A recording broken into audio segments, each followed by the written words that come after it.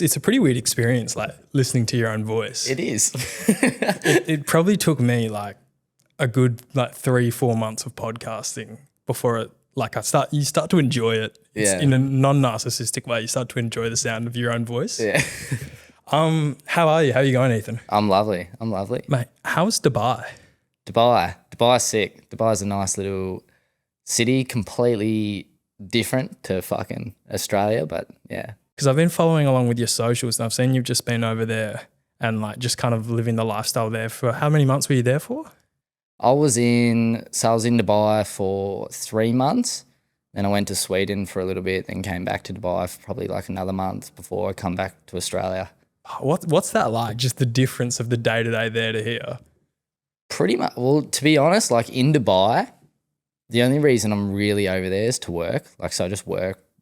I'm not really doing too much crazy shit. Like you go on boats, you just do like random little things, but majority of the time, like I'm just working. I'm in my like apartment just working and it was like midsummer when we were there. So it's like way too hot. Do you have to get like a work visa to be there for that long, or you were like just enough? The reason I went over there is to become like a tax resident. So to get set up there. Okay. So that's why I was over there in the first place. So the first 3 months, like that was me just getting set up. So now I'm a Dubai resident. You got to be there how many months a year? So I'm set up in Ras Al Khaimah, which is like the Emirati right next to Dubai. I only have to be there 1 day every 6 months. That's so good. To be a tax resident, which is nice. And then you can say your business is like primary residence is there and then not pay any tax. Yeah. The only sort of kicker is like I'm only allowed in Australia for 6 months of the year. Oh, you're only allowed to be here for 6 months a year now. Yeah. I'm sure there's like nice places in Europe you can chill. There's plenty of other nice places to go hang out, but so you've set that up this year? Yeah, set that up a couple months ago, yeah. Was that your idea, or like you had friends that were like, you got to do this to save tax, or? We've got like a couple of other boys and we all thought, we're kind of getting here by tax. So we need to like find some sort of solution to it. So we knew people over in Dubai that could help us get it set up, and like it was super easy. So we just did that. Yeah. Man, that's unreal. That'd be so sick. In terms of like Dubai itself, like the lifestyle, is it literally just like all entrepreneurs and stuff where you were? The types of people you'll meet, they're either wealthy already or something like that, or they have some sort of online business, or they're like an air hostess or a teacher or something like that from like Ireland. Like pretty much everyone's some sort of entrepreneur or something like that. Yeah, okay. Do you see yourself like staying there for a few months every year now, or are you just going to go for like the 1 day every 6 months? No, I'll definitely stay like at least 2-3 months a year, like minimum probably, because I think it's pretty motivating, like seeing all that sort of stuff around you and you go, well, fuck, this is actually like nowhere near like the level I want to be at yet. So and everyone's got like a sports supercar. Yeah, it's just fucking ridiculous. Man, that's unreal. Well, I guess for a bit of context for the audience, you started off in FIFO and trades work with that, and then and I've been following along, so I kind of have somewhat of an idea around it, and then you've quit that. You've gone all in on what you're doing now, which has been a bunch of different things, but all online. I think the biggest thing and kind of the biggest question I have, and it's meta, but it's like making that jump. That's got to be like the scariest part. It's like knowing like when to pivot your whole life and just completely change it. And like, you're not going to get that instant validation or that instant proof straight away that what you're doing is the right thing, and it's going to be a slow burner. Like, how do you believe in yourself enough to do that? Yeah. To be fair, like when it's like a massive jump, because it's like I spent like 4 years doing my apprenticeship, and the whole goal of the apprenticeship was to go out to FIFO because that's where all the money is, and then to just go, fuck this, I'm going to go do something else and drop like 5 years worth of work. It's like a massive, like I had some self-belief, like I knew I had the work ethic, I knew I had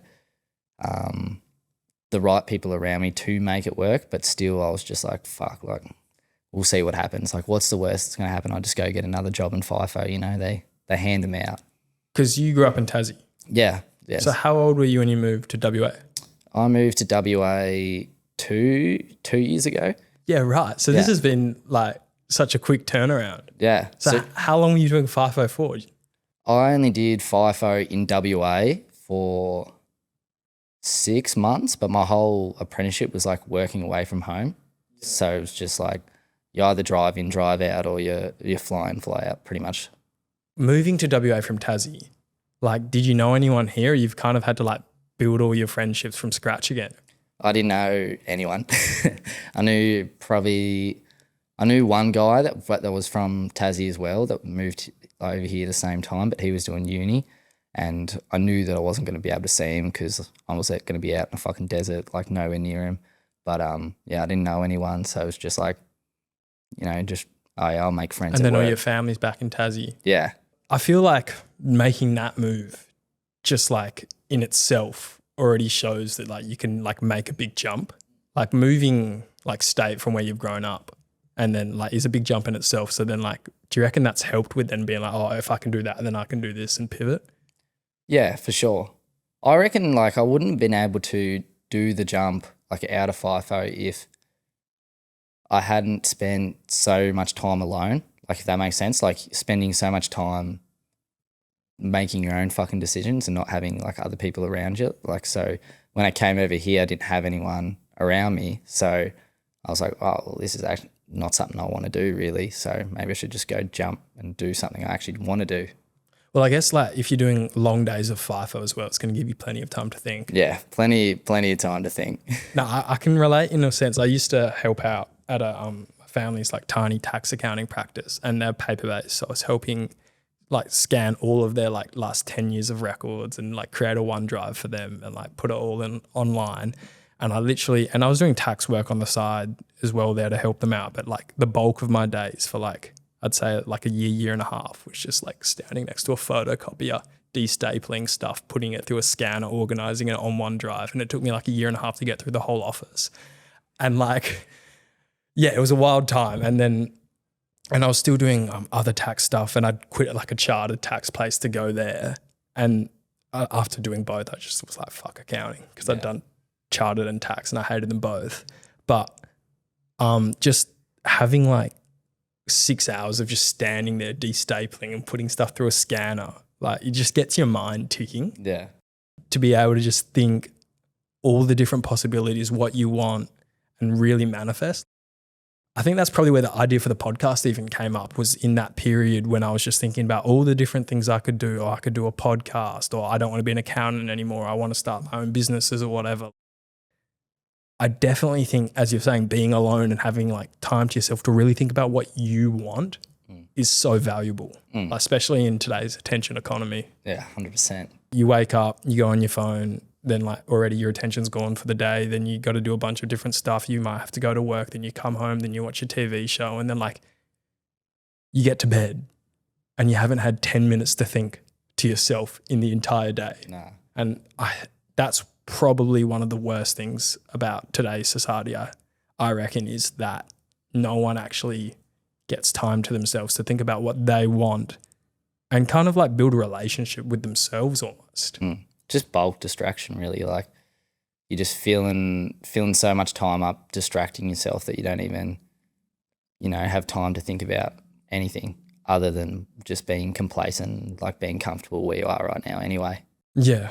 Well, I know you've talked about it a lot on all your reels, but starting from nothing, not starting from nothing because you would have had money from FIFO to back you a little bit, but starting from like no experience, like how do you navigate that?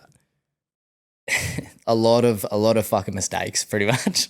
A lot of fucking mistakes. I remember when I left FIFO, I had about 10 grand saved. So I had about 10 grand in the bank, and I thought, fuck yeah, I'll go. That will give me enough time to hopefully figure some shit out. And I was doing it out in FIFO as well, but it's just the whole entrepreneurship, anything new in general is just make a mistake, learn from it, go again, and just do that over and over and over and over until something fucking works, Had you been wanting to do it for a while, or you kind of, the moment you decided on it, started doing it? Like, was there much procrastination? There was probably a lot of procrastination around leaving FIFO. Like, I knew I didn't want to do maybe be in the trades for a long time, whether the answer to that was go start my own like electrical business, or I didn't know what it was. I knew that I didn't want to do it for a long time, but pretty much as soon as I started seeing all the people online making money, and I was just like, fuck these little c-. Like, oh, why the fuck can't I, go do that? So Yeah, if someone else can do it, why can't I? yeah, so there wasn't a heap of procrastination on it. There was like a lot of action, but maybe not. Oh, sorry, there was a lot of research, but probably not a lot of action to start with. So like, you're watching the YouTube videos, you're watching this person, watching that person, and then doing nothing by the end of it. But after like probably 2 weeks of like pondering on the whole make money from my phone idea, that's when like a lot of action started to actually happen. So what type of action was that? To start with, I went into like appointment settings. So that's just like sales, except just from your fucking phone pretty much. So that was like really just learning sales. And you got that from YouTube or? I got mentored for it. So Yeah, right. Yeah, so I paid to learn sales. I paid to learn marketing as well, just because I've tried. And the biggest thing I think with like sales or learning anything like that is like feedback. Like you need someone that knows what they're talking about to give you feedback. Otherwise, like you're just learning off, like what are you learning off?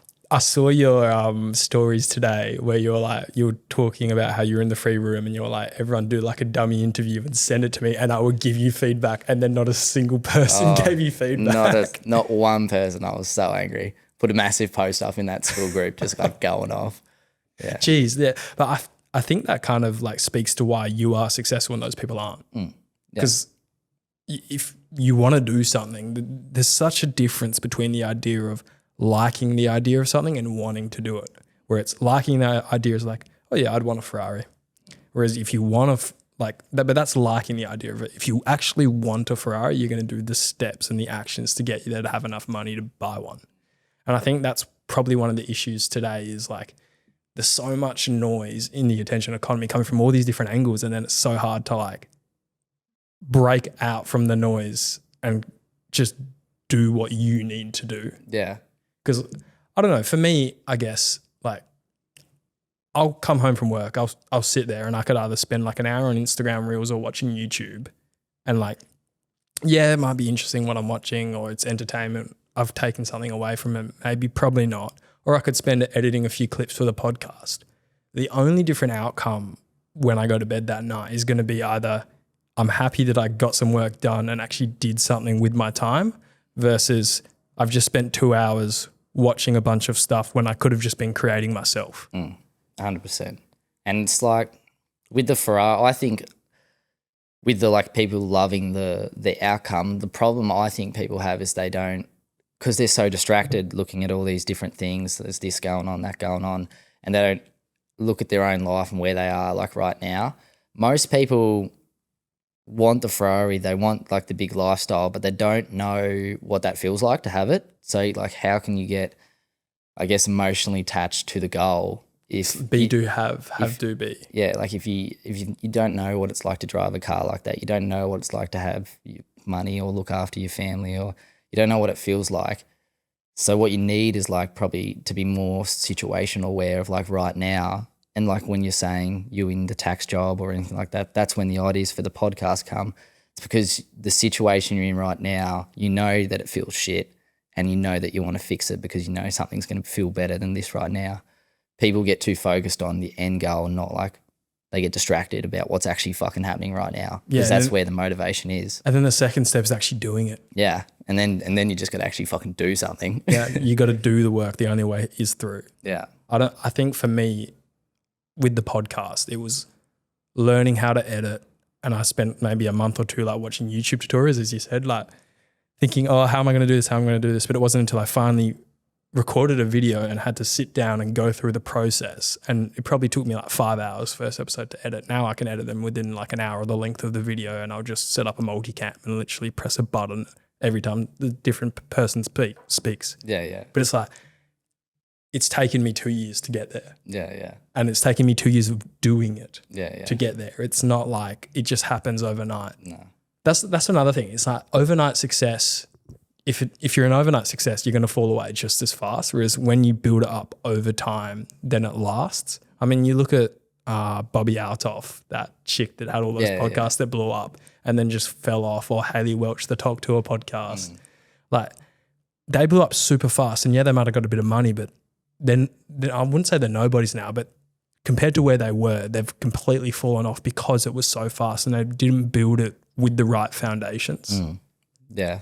Didn't have probably like the skill sets there, or like they're gone through the grind, or they're gone through whatever they need to go through to be able to just keep it going, you know? Yeah, because that's where you learn all the lessons. Yeah. I don't know, anything you've learned like for yourself when doing it? Like, have you learned more about yourself in this kind of past year and a half than you have? Yeah, for sure. Oh, what have I learned? I don't know. I think there's just so many fucking lessons like in just trying to do anything you want to do that's different or normal. Money loves speed. That's a big one that I've always been told. Just being quick to do whatever the fuck if you say you're going to do something, don't leave it to the next day. Don't leave it to the next day. Just sit down and don't sleep till it's done, and just go. Like, just money loves speed. That's probably like the biggest lesson I've learned, just like getting it done as quick as possible, whatever it is. Would you, I don't know, I feel like you're pretty like, you've known kind of from the moment you quit FIFO that you like the lifestyle you've wanted. But I guess, do you have like big plans for the future, or are you already kind of like where you want to be, or like where are you on that mountain? I'm nowhere near. I've got massive goals. I don't think like it ever ends. Like, goals are never something that ever ends. Like, whether it's this much a month, or I'm gonna make this much a month, or whatever it is. You want to pay your parents' mortgage off. Yeah, like it never ends. So I don't think there is like the end to the mountain or anything like that. It's just, you just keep going, keep improving, and that's it. So I guess I don't want to get too philosophical, but like, are you happy right now? I'm pretty happy, yeah. And have you been happy the last 18 months? Has it taken a while to get there? There's definitely, I think it's with anything, like people go, oh, social media, like everything's like glam, everything's sick. Like, there are like days where you just have to sit down at a desk for fucking 2 weeks straight, and like that's not fun, but the payoff's fun. So, you know, it's not always happy, but it all equals out to be happy, you know? Yeah, and it's like a normal fucking life. But have you had to kind of teach that to yourself, or have you always been like a pretty just happy person in general? I think I've always been just a fairly happy person in general, not too negative, not too like going, oh, poor me, poor this. It's always like understanding that wherever I am right now is my fault, and all my decisions are my decisions. So if the only person you can be mad at is yourself. But yeah, I don't think it's something, I don't know, maybe I just always had it, I'm not sure. No, that's sick. So back to kind of where we were. So you get the mentor to teach you the marketing and the sales stuff. How do you even find the mentor? Mentor, pretty much like you see a bunch. There's like courses for sales and stuff like that out there everywhere. Pretty much I just went and looked at a bunch and just thought, yeah, I know there's like courses. People go, oh, fuck courses. I just went and looked at a bunch, picked one that like had the results, like they had people actually getting results, because there's a lot that don't get people results. So how do you tell the difference though, or find that? I normally just go off results. Like that's how I sort of tell if this person actually knows what the fuck they're talking about. Because if they didn't, people wouldn't get the results. And what I'm buying, you know, this information for, or what I'm buying is the outcome. Are the people actually getting this outcome? Yes, too easy. I'll give them my money. Teach me everything you know. Do you think they fake that? Like, some of the courses will fake like people getting the results? Oh, 100%. Yeah. So how do you tell the difference with that? It's sometimes depends who's normally promoting it, I guess. There's a lot of people that just fucking lie on the internet, and I know them, and I know they lie, and I know they're scammers. I would say if they're real heavy on lifestyle, like the Ferraris and all that sort of stuff, and the fancy cars, and they're in Dubai and, you know, living up the life, normally their value is nowhere near as good. The people that are just like they're just, all they do is post value. All they do is like give out information and try help. They're the guys that I've got the most value off, whether that's paid or free. Because I guess then all their stuff is about the work. So it's going to mean it reflects their life more. Their life is about the work. Yeah, 100%. Like a lot of the lifestyle guys, like their whole, most of them are fucking poor. They spend majority of their time trying to convince everyone that they're rich and spending all their money on some fucking rented Lambo in Miami or some shit. So yeah, I just stay away the fuck away from those guys. What was the feeling of making your first bit of money like? Pretty crazy. I remember it wasn't March. It was like, I think it was $2, wasn't it? It was 200 and something bucks. In the video, you have like a 202 or something. It was fucking not much, but I made it like in like 10 minutes worth of work. Not that like that certain bit of money took like 10 minutes. Obviously, there was a lot of trial and error to get to that 10 minutes, but I was like, fuck, like imagine if I can do that in another 10 minutes and another 10 minutes and another 10 minutes. So it's a pretty crazy feeling just like knowing when you see it go in the bank and you're like, fuck, this shit's actually real. And you can say what that was, or you don't want to talk about specifically what that one was? That was appointment setting. That's what that was like my first sale, my first bit of commission. And I was just like, For me and the audience, for context, like what is appointment setting, like remote appointment setting? Remote appointment settings pretty much like there's normally some sort of business or offer or whatever it may be. It could be fucking real estate. It could be fitness. It could be whatever, right? Appointment setters, normally the business will put out a lot of ads or whatever for the product. People will come because it's a high ticket product, so it's just expensive. It's really hard to sell people just with like, click this link and buy it. So people have lots of questions. They want to know that they actually get the value out of it. They want to know a bunch of different stuff. Like you don't just go buy a house and click a link, you would talk to someone.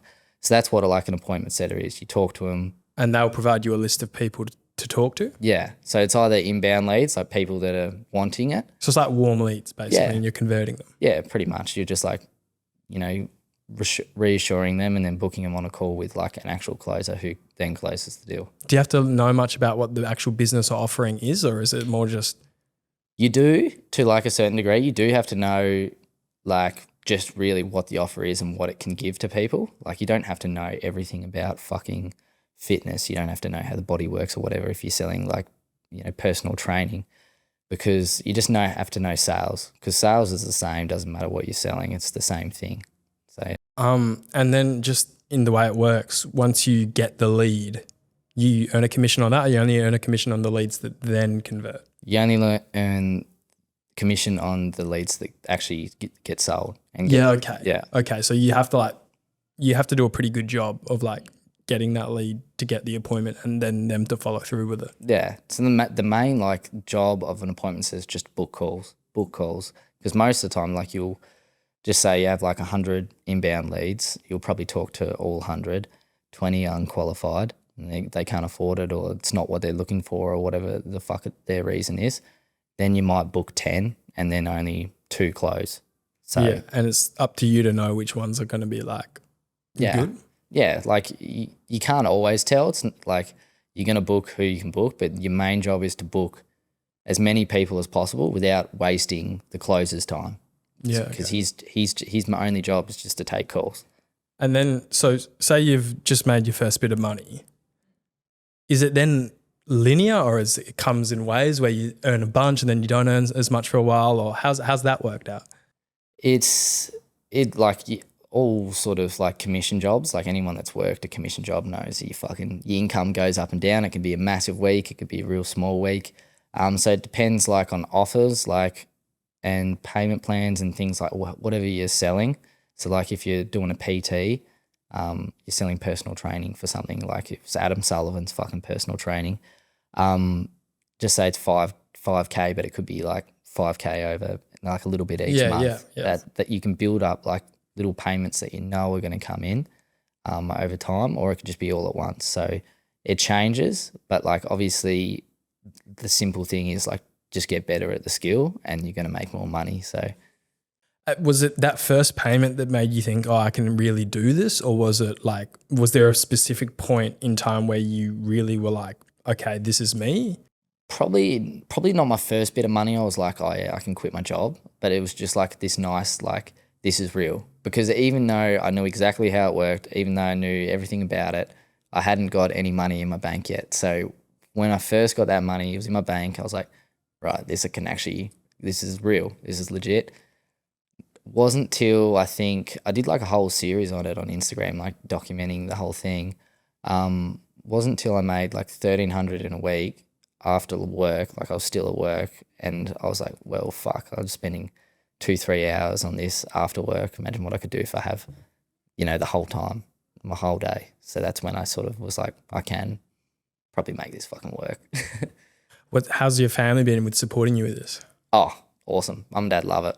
Yeah, they love it. They love the Instagram. They love the whole idea of just not, I don't know, being an employee for your whole life, I guess. Do you have siblings? I do. I have one sister. She's older.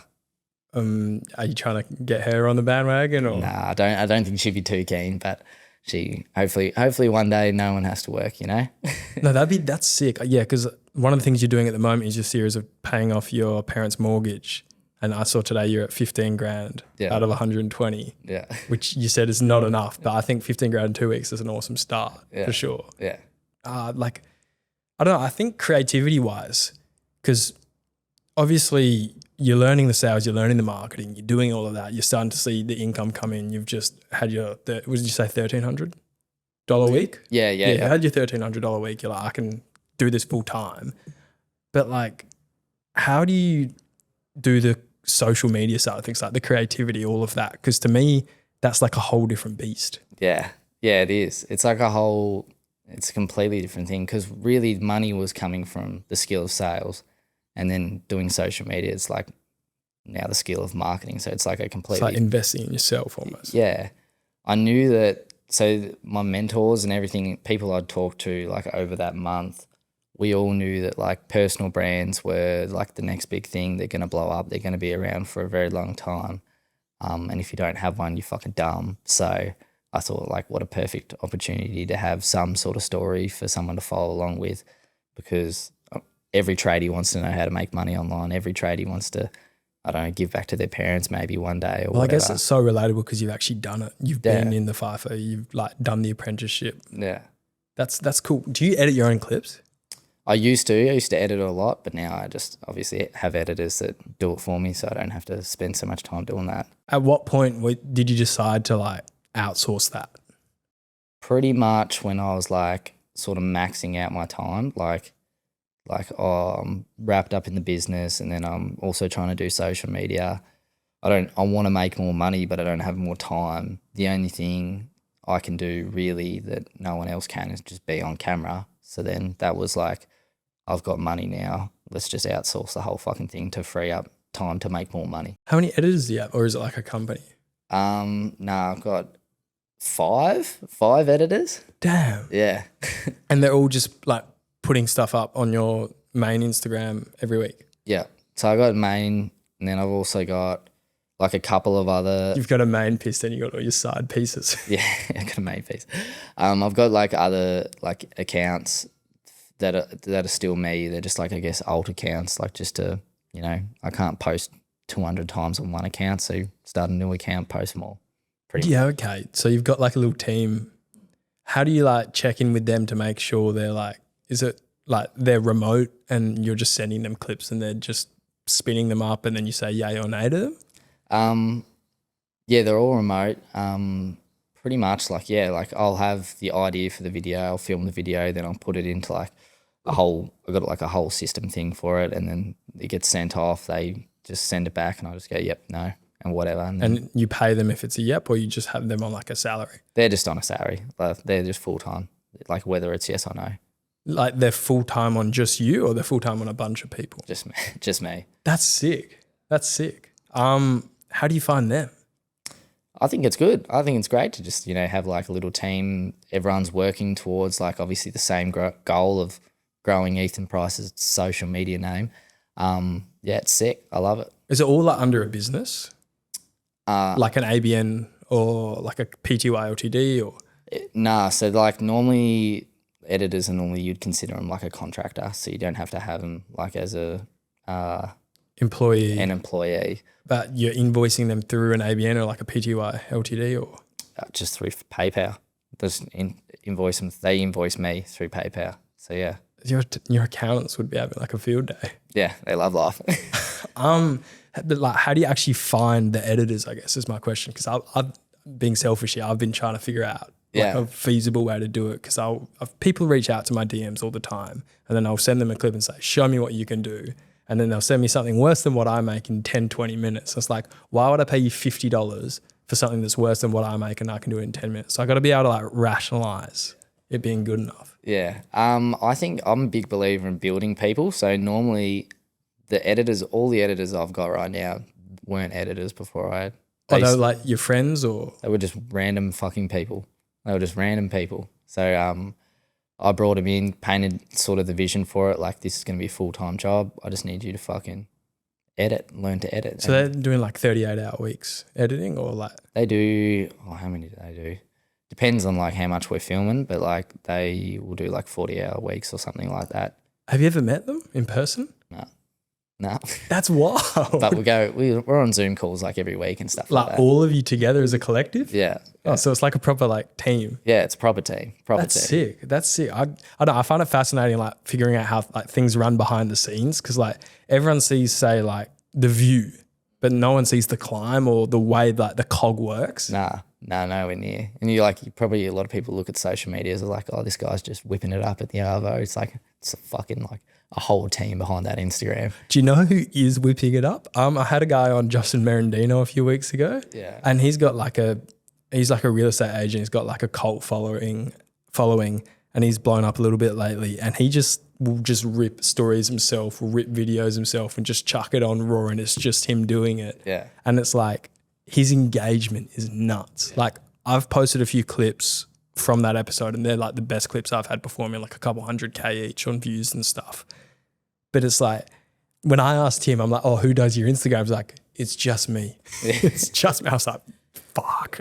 Yeah, some people are lucky like that. But like if he ever wanted to, I guess, go more than one Instagram or go more than whatever. Or have a team behind it. Yeah, it's too hard to do by yourself. You could make a killing then. Yeah. Mm. Damn. So how do you find these people then if they don't even have any editing skills to start with? Sometimes they reach out to me. Sometimes like they're just like some sort of virtual assistant from Fiverr or something like that. Or like there's other like websites you can just find people that want an online job. They don't care what it is. They just want to work from home. And then like, so obviously straight away they wouldn't have been great if they had no experience. So how do you kind of justify paying them when it's crap and building them up? Pretty much like what I tell them and pitch them is like, look, like I want you to be an editor. This is what I want you to be by the end of this 2 weeks or whatever it is. Like, are you down? Like, and they go, yep. And then I just work with them all day, every day for 2 weeks until they're there. And that's it. Like they're not getting paid for that 2 weeks, but by the end of it, they have a new skill. They've got someone that has the skill that's just taught them a new skill and now they can make money from it. And if they're good, then you'll hire them. Yeah. So how many editors have you been through? Oh, a few. I've been through probably like over the year, I've been through a lot of editors just because, not always because they're bad or because they're whatever. Like some people, they get halfway through and then decide, oh, editing's probably not for me. I don't want to do editing. Or they decide, I don't know, that something's happening in their life and they can't commit to a full-time job or something like that right now. Because some of them I've had like 16-year-olds that have edited for me before, like because they reach out and I'll just go, yeah, we'll fuck. But then obviously if they're 16, they're going to want to do other stuff. Yeah. They have their own ambitions and things they want to do, which is fine. But yeah. So have you had like one from the kind of beginning though that's like your main piece? Yeah, I've got 3 that are like have pretty much been with me pretty much this whole year. So they've been probably the longest, like 9 months. Are they all in Australia? Not all of them. Like some of them, they live in all around the world now because they work online. So yeah, I think some are like in Bali. Some are. I used to have one that was living in Melbourne, but I don't know where he is now. He's in somewhere else. I find it so fascinating that you've got 5 people on a payroll and you've never even met them. Yeah. Well, it's an online business, I guess. For me, it's just like finding those people is like where I would struggle. It's like, where do you even look to find them? Fiverr is like the main thing. To be fair, the team I have right now is pretty much like friends of friends of friends. So like I found one, I was lucky, and I found one bloke who was like really good. And then I'm like, do you have any fucking friends or cousins or anything that want to do this? He's like, yeah, I've got this friend, this friend, this friend. And then I didn't even have to teach them because he went and taught them. And then now they all work for me. So it's sick. Yeah, okay. Yeah. No, that's cool. So I guess in terms of your day-to-day, how much time is that taking up then to manage all them? An hour. An hour of sort of like reviewing what they've sort of made and put out, and then giving feedback, and then the rest of the day, you know, majority of the time where I'm actually making content or anything like that is like I'm giving them instructions while I'm making it anyway. So it's like a part of the process. So it's not really like managing them, I guess. It's a lot. Yeah. Like this last 18, it's been 18 months, like roughly, Yeah, I think so. since you quit. I think 18 months. I actually can't remember. It's longer than a year. Yeah, but just like quitting that, learning how to do it all, getting a team of editors, going to Dubai and becoming a tax resident there, like all of this in 18 months, and then learning how to efficiently manage people. And like, to me, that's just so much in such a short period of time. Yeah, it's been flat out, like crazy, just flat out every single day, all day. But I love it. I think it's sick. But that's what I was going to say. Like, how are you going with it? Like, Yeah, I love it. It's like just skill. It feels like skill stacking, you know? Like you learn sales, then you learn marketing, then you're like, now I need to learn how to manage a team. Now I need to learn how to hire. Now I need to learn how to run systems or make systems, or now I need to learn how to fire, all this sort of stuff. are you a big fan of ChatGPT? I love ChatGPT. Best friend. I love AI. Best friend. How much stuff do you use it for? For AI, Yeah. a lot of stuff. Yeah, a lot of like ideation, a lot of systems, things like that. It's Just like everywhere. back-end automations. Or anything that's like just a mundane task is just gone, And you learned that as well just from doing it online? pretty much. Like you learn from like the thing with AI. Everyone's like, oh yeah, AI. You have to have like the skill before you can make an AI to do it, if that makes sense. So it's pretty much just like find a problem that's taking up too much of my time, that where I can't make more money, and then just make something that fucking does it for me. I guess, in a way, this is just like mastery of resource allocation. Yeah, it's pretty much what it is. Yeah. And the main resource is your time and where it can be best spent. So what do you enjoy doing the most? Where is your time best spent now? My time best spent is content, like just not even editing, like anything. It's just filming, like, because that's the only thing that no one else can do. No one else can be on the camera for me. So you need to sort of like anything that's not that, you need to get rid of, really. And that's to get people into your program or course or... I've got a free community. I don't even have a course. So you don't even make money off the people at all? In that free community? Yeah. No. Do you have a paid community? No, I don't have a paid community. I haven't got anything. Right. So you're literally just doing that to build your personal brand. Value, just giving value. I've got like free guides and stuff on YouTube where people can just go learn So to do whatever the fuck, any of the. this whole like content operation stuff, is it direct? It's not directly making money then? Not really. No, not directly. I guess it's good for, if you think of, you got to think of like make money online, like your Instagram is like your fucking resume. Yeah. So like anyone I want to message, it's a lot easier now to message them with however many followers and this many people backing me and this story and that story, and they can go through my Instagram and know everything about me than compared to someone that's just got like a couple hundred followers. Yeah. So it opens opportunities a lot more. And it's just like a personal brand. Like there's so many different ways in the future if you want to monetize it, however you want to monetize it. Yeah, cool. So that's just, I find all this stuff fascinating, just like literally on a granular level, like how it works. I guess, I know we won't give away any secrets or anything like that, but so your main like source of income then is like a different type of business altogether? It's like just digital products. That's what I talk about a lot, like on my Instagram, is like my digital products, and that's what you make your money from. But I always talk about closing and setting, because you need the skill of sales to be successful in like running a digital product and actually making money off it. Yeah, okay. Like you need the combination of all the skills. So making the jump from being good at sales and remote closing or appointment setting to being good at e-commerce, what's that like? Is it a different beast or? E-com's like, I don't do e-com. Like e-com's like physical sort of products, but like e-com's just realistically being good at marketing. Like you don't need a good website, you don't need a good product, you don't need anything like that. It's just who's the best at fucking ads and jumping on trends, I guess.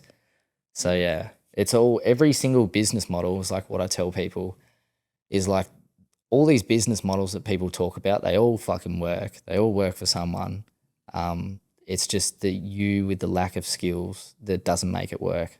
Like anyone can set up a fucking Shopify store, anyone can run an ad, but it's the skill of marketing, it's the skill of sales, it's the skill of whatever the fucking business model is that actually makes it go well. I think for a lot of people, it's just the skill of actually being able to do work and not procrastinate. That's probably the biggest one, just fucking actually doing it. Yeah, I don't know. Like for you, I guess you are just doing it, but how do you try and get other people like on that bandwagon? It's hard. It's hard to like we mentioned, like I got that free school community where like, and like people message me all the time, like join this, I've got everything I know in it. Yeah, you can't really like force people to try fix their own fucking life. Like they got to sort of realize it themselves. But yeah, like I just always, it's there when you want to go change your fucking life. But normally what happens is like they have access to everything, and then 4 weeks goes by and nothing's changed, and then they realize that they have to actually do something if they want something to change. So it's all down to them themselves really to make it happen.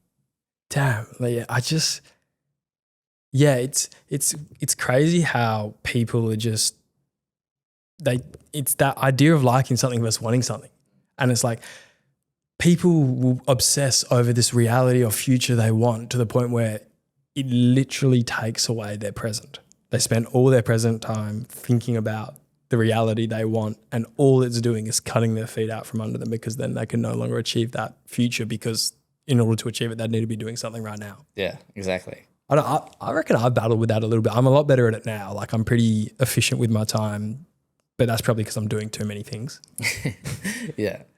For you with your prioritization, like how do you decide what's most important for you? I know like being in front of the camera and content, but like on a day-to-day basis, like do you have any, like, I know it's like work-life balance, but do you have any balance, or is it all just go, go, go? I do have balance. I always leave everything, all like lifestyle stuff till the end of the day. Like that's it's my priority is always like the hardest or the biggest task in my mind. Like even if it's not maybe a big task, but like I look at it and I think, fuck that, I don't really want to do that, or whatever it may be. That's the first thing I'm doing like in the day, and getting that out of the way. Then it's all the smaller things, and then that's like, what's it called? Swallow the frog.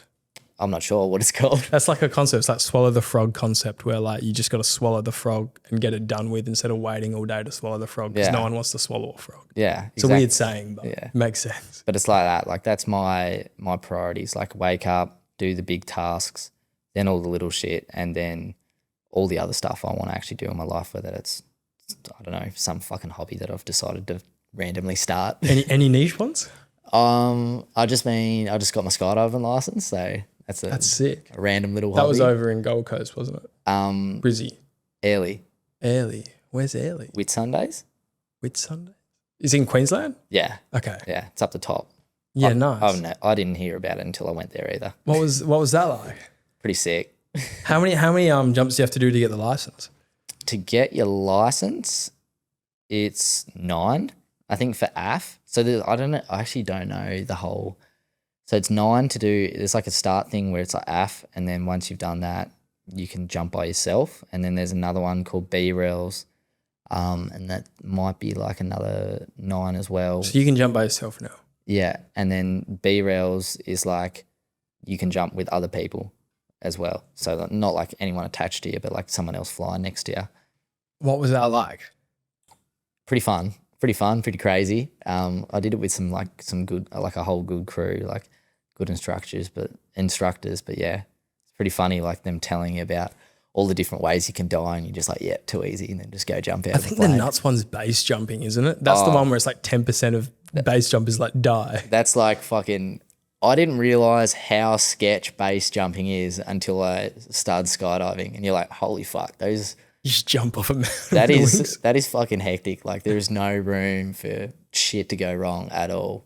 Yeah, because I guess you got a backup chute when you're skydiving. Yeah, like you pull and you've got like a couple seconds and you can chill out. If something's not right, you can look at it, you can cut away and pull the reserve. But like base jumping, there's not much time, eh? Fuck. Skydiving. So what made you say I want to do that? I have no fucking idea. Like I did it when I was 18 for my 18th birthday with my mum, just like a tandem. And then I was always like, oh yeah, I'm going to go get my fucking license. And then And like you enjoyed it? yeah, it was so good. So I've never done it, but so fun. I But don't know. I reckon I'd be too scared. but I was always like, oh yeah, I'm going to get my fucking license. And then life gets busy and then it just never happened. And then now, Well, I guess now you can afford to. yeah, now I'm free and I can sort of do what I want. I'm like, why the fuck haven't I gone and done this yet? So when I did it for my birthday. Oh, well, that's a cool self-birthday present, I guess. Yeah. 9 jumps. So you did 9 over there just then? Nah, I did my B-rails as well. So I did, I think that's what was that? I think it was like 17 jumps or something like that all up. And then I did probably another 7 or 8 just for fun, like after I'd finished before I had to leave. Does the feeling like get old, or is it the same every time? I'm not sure. Like, I think when the first couple jumps, like when I'm sitting in the plane, I'm about to go, I was definitely a bit nervous, a bit like, oh, heart's pumping. That sort of disappeared, like while you're waiting, but then still like the actual jumping out of the plane is still just as fun every time, if you know what I mean. And then the feeling of like falling? Yeah, that's the same. You're always falling, but like you're always doing something new. Like you're trying a new exit, or you're trying a new trick in the sky, or whatever the fuck. Like there's so much stuff to do with it. Did you get any footage? Yeah, I got heaps of footage. Yeah. Damn, is that on your main one? I did a video on my main. I have to check it out. No, Yeah. things like that's just cool. Yeah, it's pretty cool. Any other niche hobbies? Sailing is just like a random one. Oh no, man, that shit's boring. Yeah, Ass. I used to love it. I still do love it. I love sailing. Not power sailing, like sheet sailing, yeah, sheet sailing, like wind sailing. Sorry. Yeah, I used to like race when I was fucking younger and love it. Now I don't really have time to do it too much, so it's more of just like a. No, I'm gonna have to disagree with you on this one. My dad did heaps of sailing, like flying 15s and actuals and oppies and stuff. Yeah. And like tried to make me do it when I was growing up. And there's nothing worse than being on a river on a Sunday for 4 hours with no wind when you're like 10 years old on a one-man boat. I can agree with that, but there's fun parts to it. And when you're fucking, the wind's howling, you're humdinging along, it's good fun. If you was with other people that like you knew and were friends with, I reckon it'd be good. Oh, yeah. I reckon it's a social sport. Like, but 2 or 3 people in the boat, you're all working together. Yeah, I guess for me it was just sitting in an oppie on a Sunday for 4 hours with no wind, and I'm just like, yeah. But no, that's cool. That's cool. So do you reckon you'll do more sailing when you're older then? Would you do a Sydney to Hobart? I'd love to do it. I'd fucking need to fucking dust the rust off, I reckon, for a little bit before I'd go try to do that. But that would be like a nice. Everyone, I think any sailor wants to go eventually do that. Are you from Hobart in Tassie? Nah, so I'm from a little town called Wynyard. It's like the northwest. It's just like any fucking little town in any small country. So farming background, or? I don't have a farming background, but there's lots of farmers like around me. Yeah. Cool. I guess future-wise, like what do you want to do? Like where do you want to take all this? Fuck knows. I generally don't know. Like it's just like building the next business. It's like being like make money online. It's too hard, I think, to like guess where it's going to be in a certain amount of time, because things change so quick. Like everything's going to look completely different in 5 years. So you can't really guess, but just like really just like making progress is all I care about. Cool. In terms of like mindset with all this stuff, have you adopted it purely from like your mentors and doing the work, or do you read many books about all this stuff, or? Not really. Like, I don't read too many. I know books are good for you. I've never read like a mindset book, I guess. Most of mine has just come from like either learning, like making a fucking mistake, or like, yeah, mentors and people I look up to and people that are like in a position I want to be in, and just sort of listening to them, I think is like the best way. I sort of got my mindset around everything. Yeah, cool. I guess the one big thing I haven't asked is like why offer the course for free? Why do all this for free and try and help out? Like what made you decide to want to do that?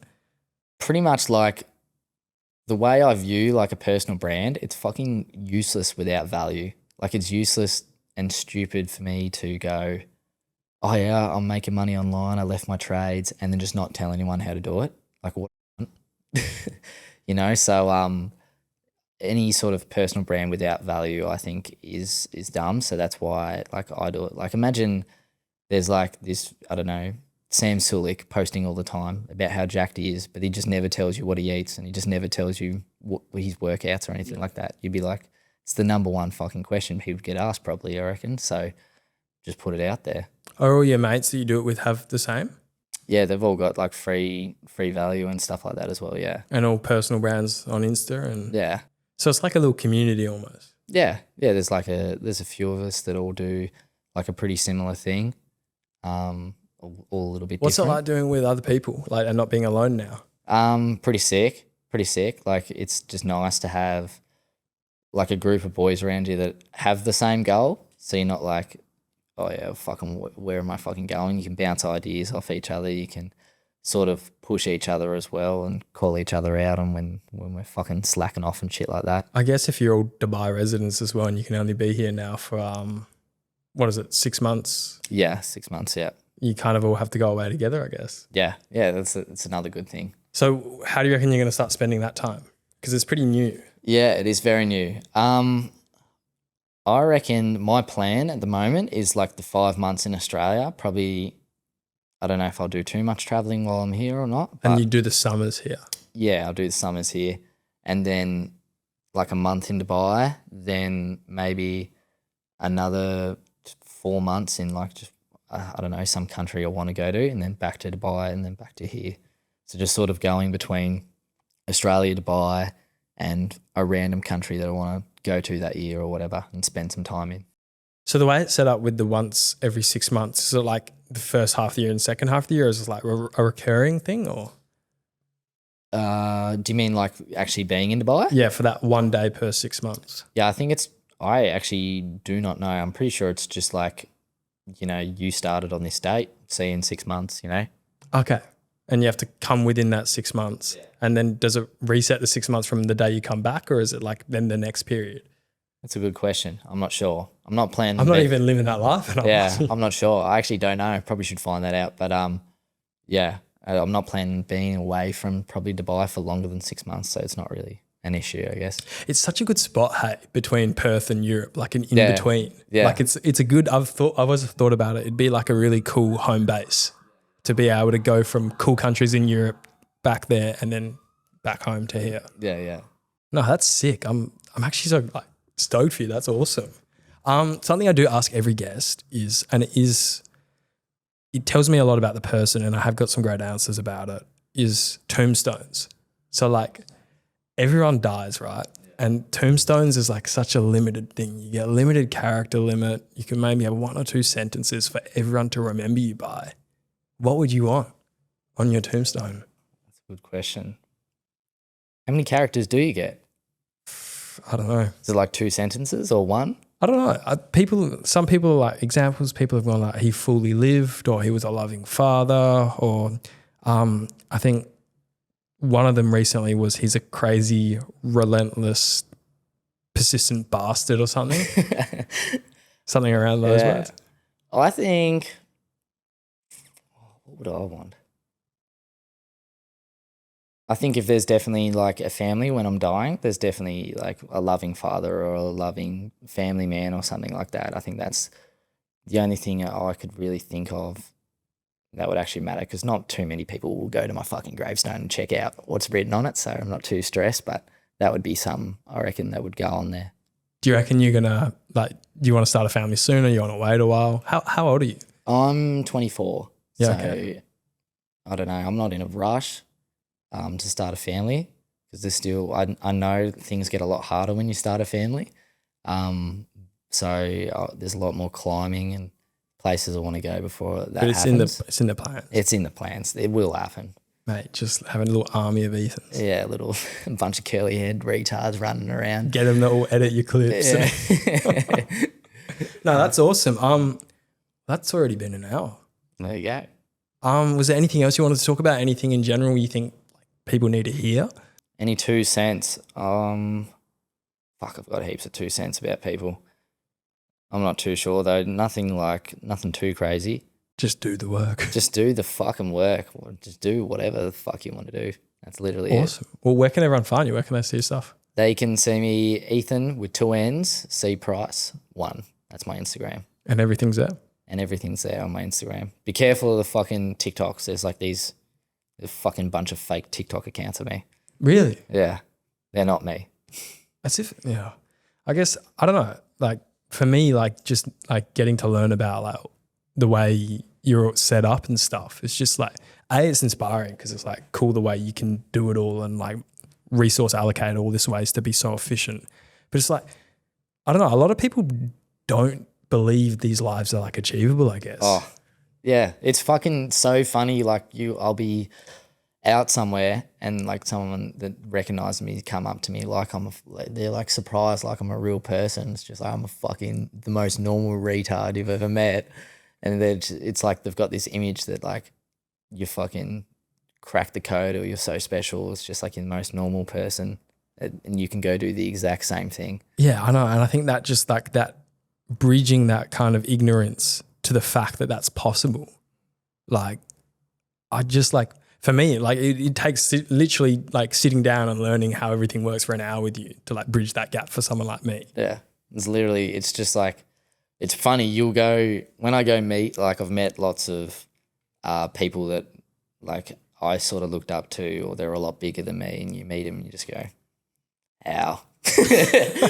How am I not there yet? No, that's sick. That's sick. I actually got recognized. Did you? For the first time ever today. Today? Where at? The gym. The gym? Yeah. I was hitting legs on a Saturday because it's best day of the week, so I got to do the thing I hate the most. Yeah. And this guy comes up to me and goes, "Are you Crooked Smile?" I'm like, "Yeah." And then he's like, "Oh, I've seen all your Instagram and stuff." And it was just like the weirdest moment for me. It's so weird. Was he like all fucking pumped for you? Yeah, and he was like, Yeah. "I'm in broadcasting," and he was really nice. And he was like asking me about like why I started it and stuff. And he was like, "Keep doing what you're doing." And it was like, "Are you an athlete as well by any chance?" And I'm just like, "Man, just stop. Just stop." Like that's the best compliment you can get in the gym is if someone asks you if you're an athlete.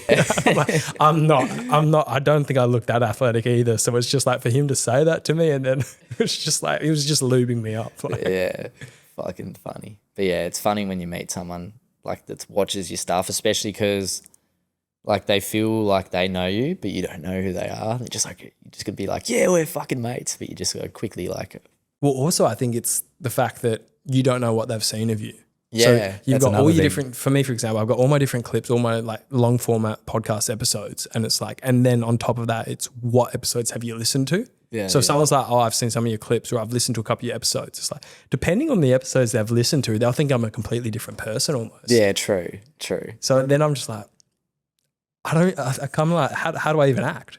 It's only happened once, to be fair. And it probably won't happen again for a while, but it's just like, no, it's cool. It was validating in a way Yeah, that I'm on the right track. Yeah, it's nice. It's nice. It's a slow burner. You've got to believe in yourself with this type of stuff. Yeah, 100%. Like no one else is gonna. Yeah, cool. Well, thanks for your time today, man. It was great to get to know you. And I don't know, I'm just like, in a weird way, I'm just like so happy for you, like the way you've done everything. It's like sick. Thank you. And it's inspiring for me because like I'll take away some of this stuff and like get my shit together. Yeah, got to get your shit together every day. Yeah, but no, thanks very much for your time. Saturday weekend, I appreciate it. I'm sure everyone will see you around on social media because you're all over my feed. So, but Like- yeah, Like a plague. thanks for your time, man. No worries. Thanks for having me.